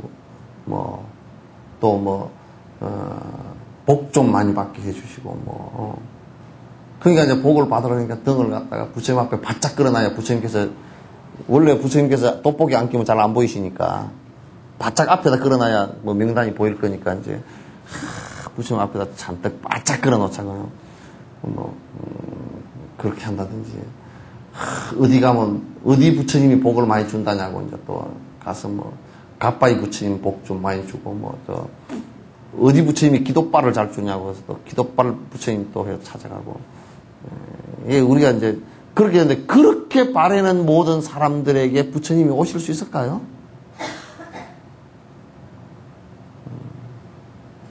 이게 이제 우리가 전 백성이 지금 우리가 대통령을 뽑는 것도 마찬가지예요. 어떤 대통령을 우리가 원할 것이냐에 따라서 그런 대통령이 나옵니다. 그런 대통령이 있어서 우리가 뽑는 게 아니고요. 결국 그런 대통령을 우리가 찾아서 만드는 것이에요, 이게. 그래서 여러분이 보면, 아유, 요즘 대선 혼난데 골치 아파 죽겠구만, 누구 잘났다고 떠들어서 하는데 누가 잘났는지 잘 모르겠고. 안 그래, 그렇게 해줘야 상품들이 많이 진열이 돼져야 우리가 고를 수 있잖아요, 그죠? 그래서 나는 상품이 무슨 경제를 잘하는 사람입니다. 나는 상품이 도덕적입니다. 나는 상품이 계획적입니다. 그런 게 지 상품 색깔을 드러내면 그래 우리는 계획적인 걸 좀 찍어주자. 이번에는 계획을 선택할 거야. 그 국민들 대다수의 바람을 표로서 엮어내는 거죠, 그죠? 이제 그렇게 표를 갖다 옛날에는 전부 다 표를 갖다 아주 독재 때는 왜곡을 시켰어. 왜곡을 시켰는데 지금도 보면 일부 보수 언론이나 이런 사람들이 자기 언론을 통해서 국민들의 정서를 왜곡시킬 수 있을 것이라고 생각하는 착각을 하는 것 같더라고요. 그렇게 억지로 이렇게 저렇게 보도하면 그렇게 돌아갈 것 같다고. 그 국민들이 그렇게 멍청하지 않아요. 뜯어서 나도 거의 다 압니다. 표 줄 때는요, 표 줄 때는 아주 영악스럽게 표를 찍더라고. 절묘해요.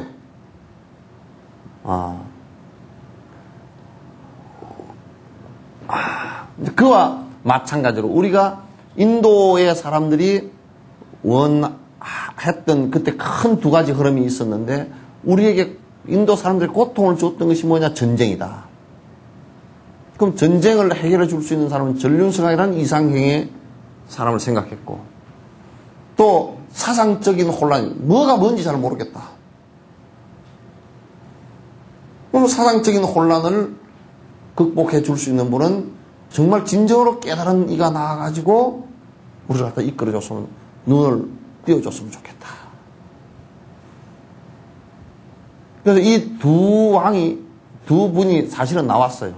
부처님께서 이렇게 형성된 게 한 200~300년 사이에 부처님께서 이 세상에 출현하셨고, 또 하나는 부처님께서 돌아가시고 난 뒤에 200년 정도 뒤에 아쇼카 왕이라는 왕이 최초 인도를 전체 통일해서 통일국가를 형성하는 그 두 가지가 다 인도의 바람이, 인도 모든 사람들의 바람에 의해서 형성됩니다.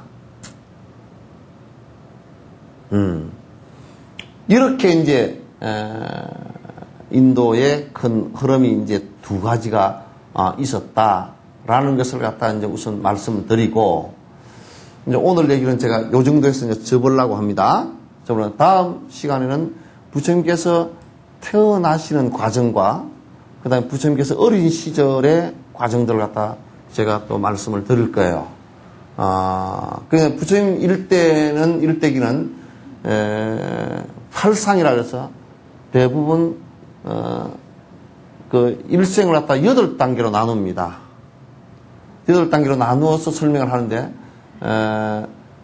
그 도솔천에서 마야부인의 태에 들어가는 과정, 그 다음에 그 입태해 있다가 룸비니 동산에서 태어나는 과정, 그 다음에 이제 문을 그 성곽의 문을 나가서 중생이 고통스러워하는 모습들을 관찰하는 과정, 사문유가. 그 다음에 세속이라는 굴레를 벗어나서 또 출가하는 과정, 그 다음에 출가해서 고행하는 과정과 수화 항마, 다시 해서 보리수화에서 깨달음을 이루는 과정, 그 다음에 그 베나레스에서 첫 교화를 시작으로 해서 45년 동안 교화하는 과정, 그 다음에 마지막에 팔순 되셔서 쿠시나가라에서 열반하는 과정, 이렇게 이제 그 과정들이 8단계로 크게 준비되는, 그걸 팔상 8가지 삶의 모습이라고 해요. 그래서 이 팔상을 중심으로 여러분에게 부처님 일대기를 말씀드릴 겁니다. 왜 이 얘기를 해야 되냐면, 부처님 일대기는 모든 불교의 출발이죠. 그죠? 출발이고, 그분의 일대기를 안다라는 것은 불교를 이해하는데 굉장히 큰 도움이 되기 때문에 교주의 일대기를 모른다라고 할 때는 상당히 심각한 문제가 되는 거예요. 그래서 그분의 일대기를 통해서 우리가 어떻게 수행할 것인가를 또 정리해 볼 수도 있고요. 그래서 항상 우리의 근본 스승이에요. 본사예요. 스가모니 부처님은 우리 제자들의, 모든 제자들의 스승이죠. 그죠? 스승이기 때문에 그분의 행장을 갖다가 안다는 것은 대단히 중요하기 때문에 조금 세밀하게 여러분에게 말씀을 드릴 겁니다. 오늘 10분 정도 남았는데 한 5분 정도는 질문을 받겠습니다. 꼭 오늘 말씀드린 거나 이런 질문 아니라도 여러분이 불교 공부하면서 느껴지는 어떤 질문도 괜찮으니까 말씀하십시오.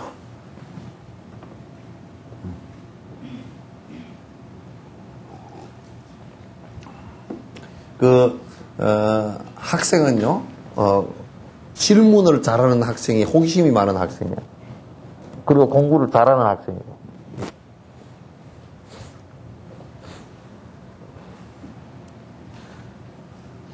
다 아시니까 질문이 없다고요? 하세요. 괜찮아요.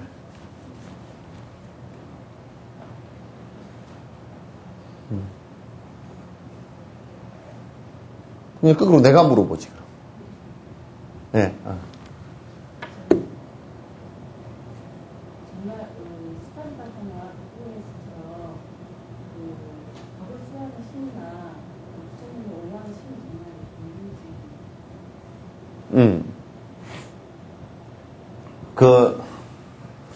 이제 여러분께서 이제 보실 때 이 세상에는 보이는 세상은 우리가 감각되어지는 세상은 알 수 있죠, 그죠? 그러니까 사람하고 그다음에 사람하고는 좀 다르지만은 또 동물들 세계 있잖아요, 그죠? 그 생명이 그대로 있거든요. 그러면 동물들 세계만 해도 사람은 단순한 그냥 사람 호모사피언스 이렇게 얘기하지만은 동물들은 사실상 또 굉장히 그 종류가 다양하잖아요, 그죠? 우리 인간 종류보다는 뭐 엄청난 다양성을 갖고 있다고. 60만 종 정도 되거든요. 60만 종 정도 되는데, 근데 이제 사람에게 안 보이는 세계를 우리가 인정할 거냐 말 거냐 이렇게 놓고 본다 그러면, 그럼 안 보이는 세계를 인정을 안 한다? 그러면 우리가 이 세상에 지금 우리가 보이는 것도 빛깔을 통해서만 볼 수 있는 건데, 빛깔 가운데서도 우리 눈으로 감지되는 빛이 있어요. 감지가 안 되는 빛이 있어요. 그걸 눈으로 보이는 빛은 가시광선이라고 그래요. 눈으로 안 보이는 빛은 그건 가시광선이 아니에요. 바깥이에요. 그거는 아무리 빛이 많이 흘러가도 우리는 못 봐요. 그러면 못 본다고 해서 이게 없는 거냐? 뭐 그렇지 않잖아요. 그죠? 그리고 우리가 못 보고 못 듣고 못 만진다고 그래서 없는 세계냐? 뭐 그렇지는 않다. 그죠? 이걸 우리 알 수 있잖아요. 그죠? 그러면 이제 이 세상에는, 보이지 않는 세계가 보이는 세계보다 더 많아요. 다시 얘기해서 보이지 않는 세계에, 우리가 흔히 그냥 지옥이라는 말을 갖다 여러분이 너무 그냥 도덕적으로만 그게 그냥 타락한 그 고통받는 중생들만 있다 이렇게 생각하지 말고 그런 세계 자체가 형성되는 업이 있다 이 말이에요. 까르마가. 그 다음에 악이 중생도 있다 이 말이죠. 그리고 초라와 천상도 있다. 이게 안 보이는 세계예요. 안 보이는. 그래서 우리는 이걸 보이는 세계는 색계라 그러고 모양이 있는 세계는 보이지 않는 세계를 갖다 무색계라 그러고 보이지 않는데 실제로 욕망으로 이루어진 세계를 욕계라 그래요. 따로 구분해서. 그래서 이 세계가 있다라는 것을 인정을 하는 거예요. 이것도 또 구체적으로 인정할 수 있는 부분이 있어요. 왜냐하면 지금 우리가 태어나고 죽고 하는데 사람들이 전부 똑같은 사람이 한 사람도 없잖아요. 그죠? 똑같은 사람이 한 사람도 없는데 일률적으로 누가 창조를 해냈다라고 했을 때는 똑같은 사람이 한 사람도 없는 것을 갖다가 설명하기가 불가능해요. 그죠? 지금 유전자로만 가지고서도 설명이 불가능해요, 사실은. 그러면, 실제적으로 전생의 삶이라는 것을 갖다 인정하지 않을 때는 이건 불가능한 거예요. 그 전생을 우리가 어떻게 인정할 수 있느냐?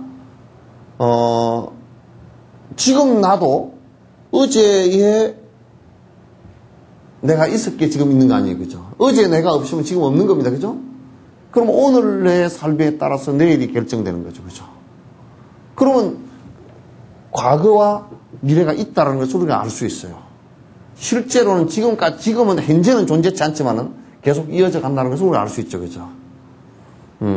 그렇다 그러면 우리의 전생을 갖다 얘기할 수밖에 없어요. 전생이라는 게 꼭 인간으로만 있어야 된다는 가정을 한다 그러면 만약에 인간으로 태어나서 인간보다도 훨씬 못한 동물의 습을 그대로 갖고 산다 그러면 그걸 인간으로 태어난 습으로 우리가 설명하기 어려워요.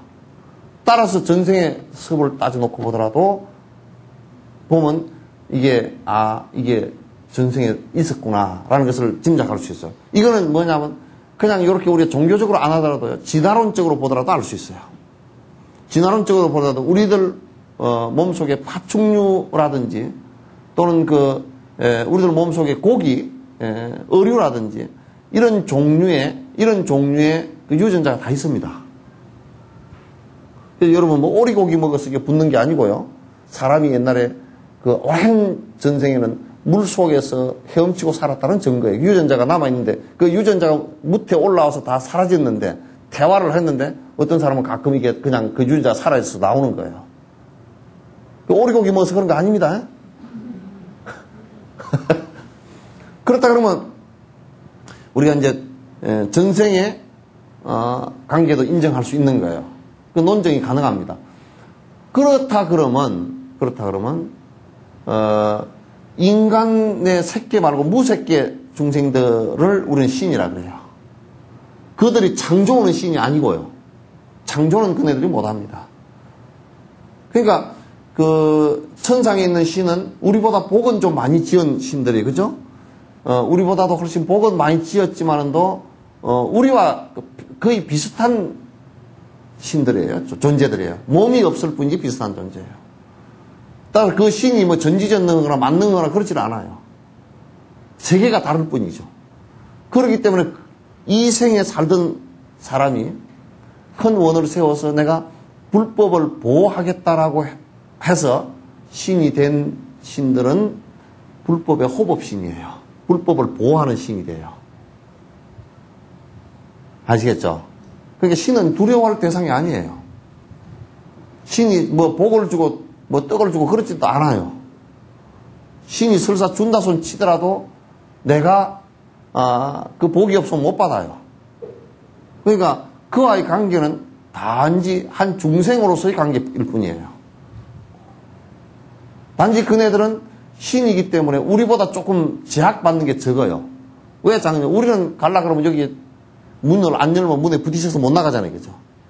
그런데 그 신은 우리 몸뚱아리를 갖고 있지 않기 때문에 그걸 하지 않고서도 공기처럼 통과할 수 있는 게 있어요. 그러면 그네들은 우리보다 그런 부분에서 낫다 그 얘기인데 그렇다고 해서 그 신이 뭐 우리를 갖다 좌지우지 하느냐면 그건 절대 그렇게 하지도 못해요. 따라서 호법신이 있다라고 내가 그 얘기를 하는 겁니다. 부처님께서도 호법 신장들이 모셔져 있는 이유가 그 신장들이 있기 때문에 모신 거예요. 그건 불법을 보호하기 위한 신장들이에요. 아시겠죠? 오케이. 또. 신신이 기도의 문자가 있으면 그런 사람을 옹호해주고 오케이. 그건 내가 그 말씀을 꼭 드리죠. 그 신장들이 호법 신장들은 한결같이 전생에 그 오랜 전생에 부처님 공부를 하던 분들이에요. 그러니까 부처님 공부를 안 하고 뭐 어느 날 갑자기 신장이 되는 게 아니고 지금 이제 우리가 그 왜 달라이라마 그 호법 신장인 그 여 오시고 내충 스님 계시죠, 그죠? 그 신장을 오라클 하는 내충 스님 계시잖아요. 그 어른에게 그 내려오는 굿댄이라는 신은 옛날에 오래 전생에 달라이라마 존자님하고 같은 도반이랍니다. 같은 도반이신데 그렇게 이제 그 오라클 하는 거예요. 그분은 원을 세우기를 달라이라마께서 부처를 이룰 때까지 당신이 호법 신장이 되겠다고 원을 세웠답니다. 그래서 그런 건데 그러니까 그분들은 한결같이 그 신장들은 불법을 믿는 사람을 보호하겠다는 뜻이에요. 믿는 사람뿐만 아니라 불법을 보호하겠다. 그건 분명히 있습니다. 그건 있어서 여러분들이 이제 그것도 그냥 절에만 다닌다고 해서 보호하는 건 아니에요.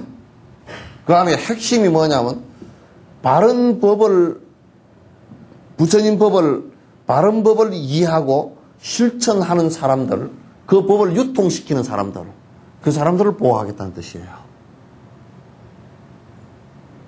그러니까 여러분이 바른 법만 배우고 열심히 공부를 하면 신장들이 그냥 자연스럽게 보호를 합니다.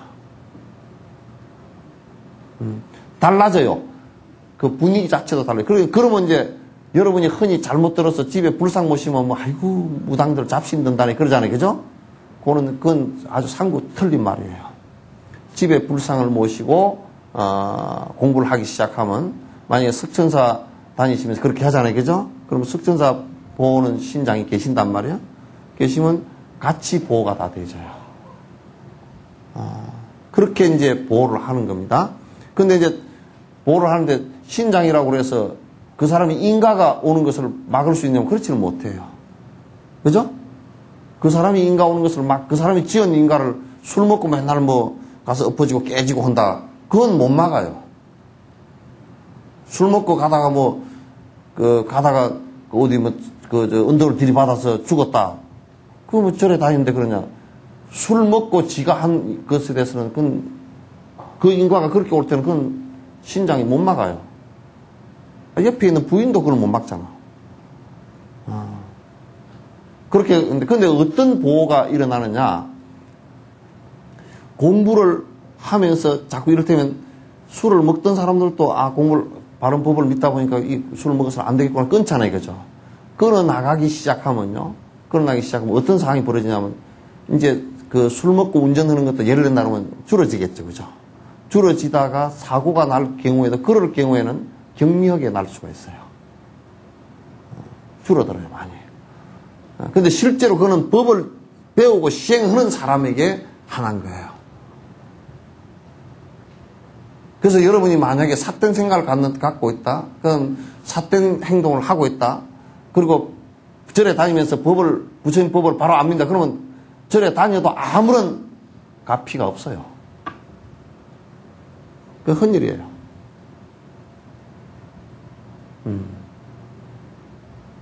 아시겠죠?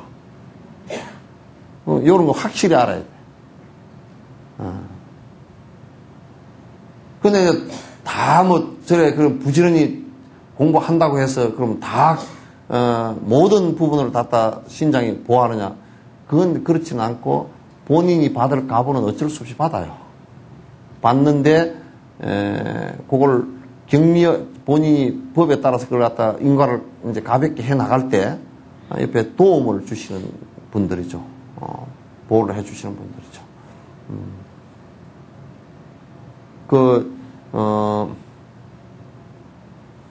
그런 경우가 많습니다. 해인사 같은 경우도 해인사에 대장경이 모셔져 있잖아요.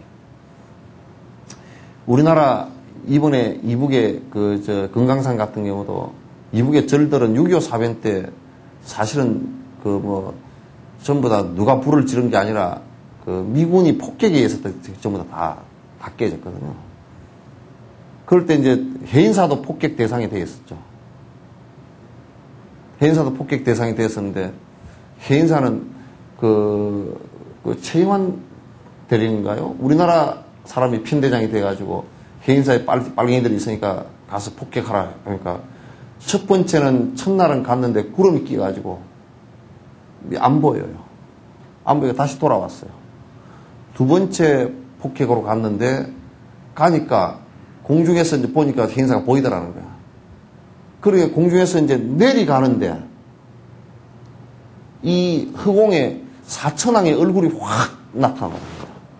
그냥 비행기 앞에 그냥 조그맣게 나타나는 게 아니라 허공 전체가 사천왕 얼굴로 확 나타나는 거예요.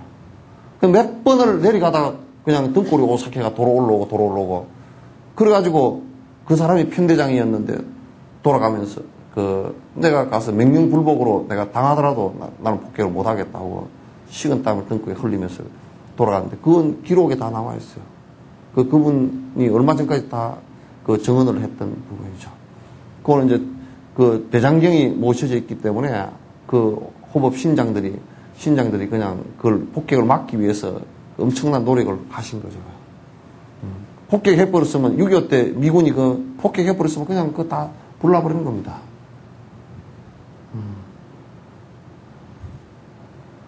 그렇게 호법신장께서 항상 정법을 호지하는 자에게는 이를테면 우리가 경전을 이렇게 모셔놨잖아요. 그죠? 그러니까 여러분 경전을 함부로 땅바닥에 툭툭 던지고 아무데나 섞어놓지 말라는 얘기예요. 그럼 경전을 이렇게 모셔놨으면 경전 부처님 말씀이 실린 경전이잖아요. 그것도 호법이 됩니다.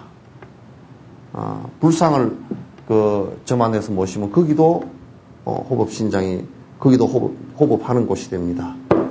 그리고 여러분이 경을 읽을 때 있잖아요. 그죠? 경을 쭉 읽을 때도 함부로 그냥 중얼중얼 하고 다니지 말아요. 그러니까 읽을 때 경을 읽을 때도 읽는 순간에 전부 호법신장이 거기에 신장들이 그럴 때는 그 신장들은 그냥 우리처럼 이렇게 그 막 가리고 뭐 잘 안 보이고 안 들리고 이런 게 아니고 만약에 뭐 여기서 서울에서 누가 한다 손 치더라도 그 신장들은 그 거리를 갖다 한 발짝도 한 발짝으로 거리로도 안 느낍니다. 그러니까 그 안에서 다 호흡이 되죠. 그러니까 여러분 그러니까 집에서 이제 경을 한 편만 읽어도요. 경을 한 편을 읽어도 뭐 잡신 뭐 있든 다 쫓겨납니다. 오히려 잡신들이 다 없어져요.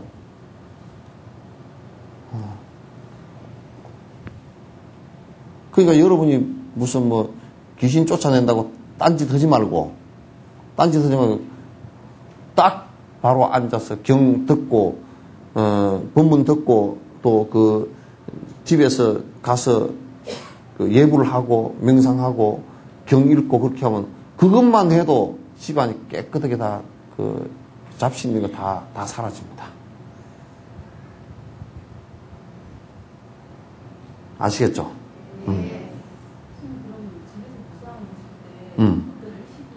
꼭 해야 돼. 그냥 불상을 갖다, 우선 불상을 모실 때 부처님 모습을 모시는 거잖아요. 그죠? 그럼 그게 이제 그걸 불상을 보면서 내가 간상하고 부처님께서 항상 거기에 오셨다고 생각하기 때문에 그 불상이 내 미래의 모습이 되는 거야. 그러니까 아무렇게나 불상을 모시는 거 아니에요. 그 다음에 또 하나는 거기에 불상을 모실 때 한 분의 인격체를 모신다는 생각이기 때문에 안에 전부 다 복장하고 불상을 그냥 아무 데나 사다 그렇게 모시는 거 아닙니다. 불상은 작품이 아니에요. 그래서 하실 때는 꼭 저한테 부탁을 하세요. 제가 모셔드리는 절차는 여러분한테 지금 설명해도 모르니까 그건 꼭 저만이라는 것을 해서 모시면 꼭 예불을 하고 공양을 꼭 올리는 것을 해야 됩니다.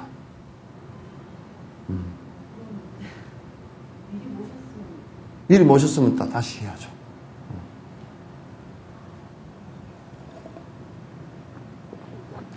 아시겠죠? 근데 스승을 꼭 모시는 건 그 집안에요. 부처님을 잘 모시고 예경하고 공양하고 이렇게 하시면 여러분이 우선 여러 가지 잡된 것들이 사라지면서 잡된 잡신들도 다 사라집니다. 집안이 다 맑아져요. 그렇게 해서 모시라는 건데 여수는 내가 옛날에 와서 보니까 여러분 간센보살님 뒤에 돌아가시다 보면 집에서 불상 모시던 걸 내가 그렇게 하지 말라니까 몰래 살짝 갖다 놔가지고 집에 모시면 안 좋다던. 내가 아무리 얘기해도 그냥 노인네들이 그냥 딱 고정관념 베껴가지고 지금 뒤에 가시면서 뒤에 모시다 놓은 부처님이 몇 분이나 계신지 한번 가서 보고 가세요. 창피하게도 부처님을 모시면서 부처님을 왜 모시는지도 모르고 그걸 갖다 부처님을 모시면서 부처님을 뵈기 싫다고 거부를 하는 사람들이 그 희한한 사람들 아니야? 또 질문을 그건 잘해줬어. 네.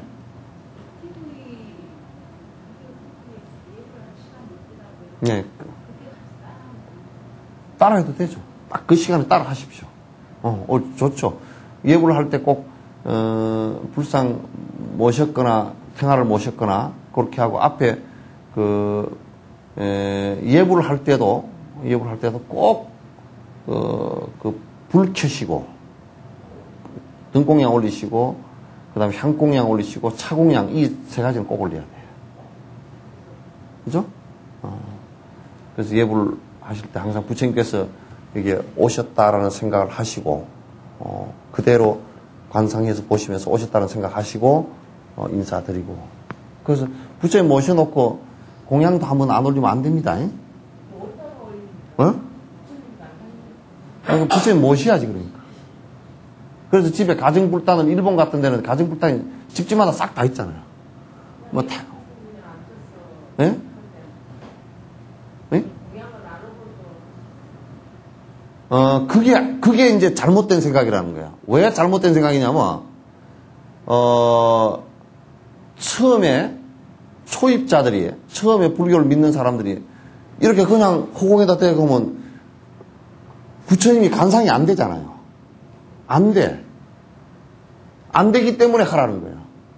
그게 자유롭게 다 될 수 있으면, 그걸 할 수 있으면, 할 수 있어도 부처님 모시고 하는 게 훨씬 잘 돼요. 왜 안 모시려고 그런지 이유를 모른다니까, 내가. 그럼 안 모시고 하면 되지 않느냐, 그러면. 왜 안 모셔야 되지? 그냥 모시고 오면 될 일이라도 왜 안 모셔? 그냥 집안에 뭐 다른 종교인이 있어서. 그렇게 내 종교마저도 존중받을 수 없는 거라 그러면 그 얼마나 참 진짜 그 집안에 얼마나 살면서 서로가 존중하지 않고 사는지 알 수 있겠어요.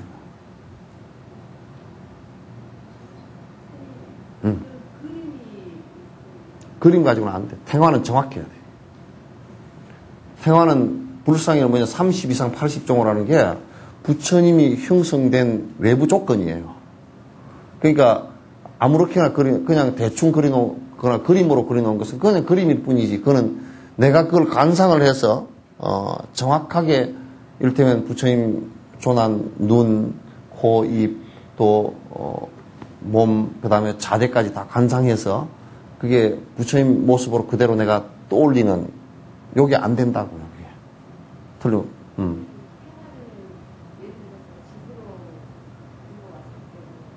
네?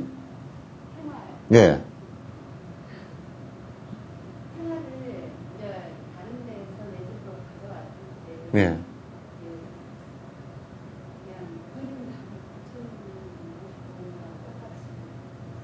그럼 부처님 모시고 가는 거니까 그 안에 그 모시고서 저만이 된 태화나 저만을 할 때는 그 태화가 안에 객식이 안 맞는 것은 저만을 안 합니다. 그래서 스승들이 그래서 다 골라내는 거예요. 달라이라마께서도 가니까 그 길거리에서 그냥 사가지고 한 태화 있잖아요. 사인을 안 해주시더라고. 안 해주셔요. 그러니까 태화를 다른 데서 옮겨서 모시더라도 저만 한 태화 같으면 이어와서 다시 저만 할 필요는 없어요. 모시고 이제 공양 올리면 돼요. 공양 올리고 값을 기도하면 돼요. 그 실제로 해보세요. 한 것하고 안 한 것하고 차이가 나는데 기초 수행이라는 게 우리가 갑자기 참선해서 깨닫고 그렇게 되질 않거든. 처음에는 아까 얘기한 대로 스승에게 공양 올리고 스승을 존경하고 찬탄하고 이러면서 이제 내가 이제 스승 닮아서 다른 것을 안 하겠습니다라고 참여하고 그러면서 내가 변화하는 것이거든요.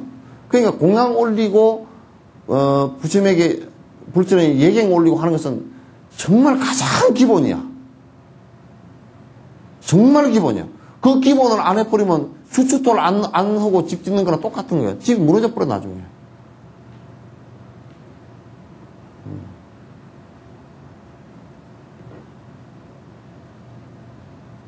아시겠죠? 이런 거 여러분 좀 의문점이 있었을 텐데 잘 정리가 된 것 같아요. 이 부분에 또 다른 질문 있으면 이런 기회 다 풀어버리세요. 장소 정해져 있는지 정해져 있지 않아요. 정해져 있지 않아요. 그 집안에 봤을 때 정갈한 쪽이면 어느 쪽이 더 괜찮아요. 조각상 같은 거 모실 때는 조각상 조각상이라도 그냥 우리가 그 불상으로 정확하게 조성한 것이 아니고 그 조각가들이 그냥 대충 자기 작품으로 조각한 거 있잖아요. 그건 안 돼요. 그거는 불상으로 모시기 어려워요. 그거는 그냥 작품이라 생각하세요. 절에 가면은 그렇게 기념품으로 하는 거 있잖아요. 그거 안 됩니다. 예? 그래서 이제 그 불상을 조성하는 것은 그 불상을 조성하는 전공자들이 있어요. 있는데 그분들이 해서 불상을 이렇게 여러분이 모시겠다 그러면 그분들 불상 전문으로 한 분들에게 이렇게 정확하게 조성을 해서 복장까지 해서 모시도록 그렇게 해야 됩니다. 그냥 하나 들어다 놓고 떨렁 들어 놓고 그렇게 안 돼. 그거는 이제 우리한테 나한테 부탁을 하세요. 이번에 이제 여러분 달라이라마께 법문을 가시는 분들은 그쪽에 지금 불상을 여기 가시는 분의 숫자만큼 불상을 갖다가 높이가 요 정도 되게끔 다 조성을 해달라 그랬어요. 해서 거기서 안에 땐나께서 전부 다 안에 복장하시고 그 다음에 거기에 그 존자님께서 점안을 해주시기로 했어요. 그래서 이제 이번에 가시는 분들은 전부 한 분씩 드릴 거예요. 그렇게 이제 조성을 해서 해야 되고, 여기서 하더라도, 저번에 그러니까, 여기에 락삼이라고, 티베트 불교 그 탱화 그리는 분을 모시고 와서, 여러분, 불상을 안 모시면 그분은 정통 잘 그리거든요. 그러면 한 분 모시는데 그렇게 많이 크게 안 들어가는데, 모시라 그래도 전부 다 그냥 동쪽 보시오 하면 서쪽만 다 보고 있더라고요, 신도들. 뭐 그게 뭐다냐고 아무도 그래서 보냈잖아요. 그냥 하나 사다 놓으면 되지 뭐. 그거 안 되는 거예요. 그게 안 되는 거라니까. 불상이 맞질 않아요.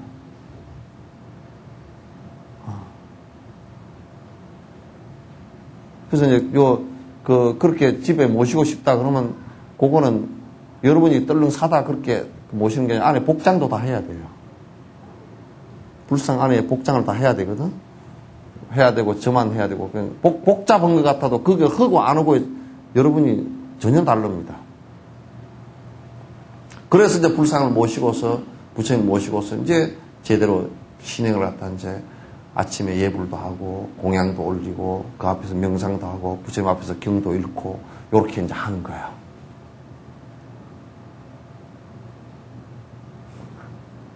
아시겠죠? 자, 오늘 이제 여기서 끝냅시다.